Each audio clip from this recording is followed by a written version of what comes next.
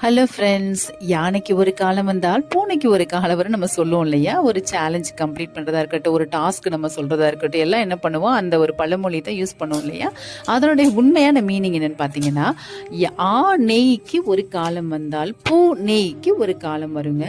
இப்போ நெய் அப்படின்னு என்னன்னு பார்த்தீங்கன்னா, ஆங்கிறது பசு. பசுவோடைய நெய்யை ஒரு இளமை காலத்தில் நீங்கள் எவ்வளவு சாப்பிட்றீங்களோ அந்த அளவுக்கு நம்ம ஃபேஸ் பொலிவாக இருக்கும், நிறைய நோய் எதிர்ப்பு சக்திகள்லாம் கிடைக்கும் அப்படிங்கிறத என்ன சொன்னாங்கன்னா, இளமையிலிருந்து சின்ன குழந்தைங்க இருந்து கொடுத்துக்கிட்டே வரணும் டெய்லி நெய்ன்னு சொன்னாங்க.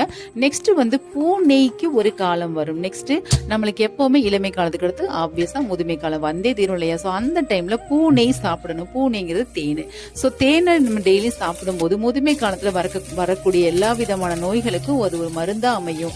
ஸோ அதனாலதான் பூனை கண்டிப்பா முதுமை காலத்துல சாப்பிடணும் அப்படிங்கிறதுக்காக தாங்க இப்படி நம்மளுக்கு சொல்லி கொடுத்தாங்க. அது எப்படி மாறிடுச்சுன்னா, யானைக்கு ஒரு காலம் வந்தால் பூனைக்கு ஒரு காலம் வரணும் மாறிடுச்சுங்க.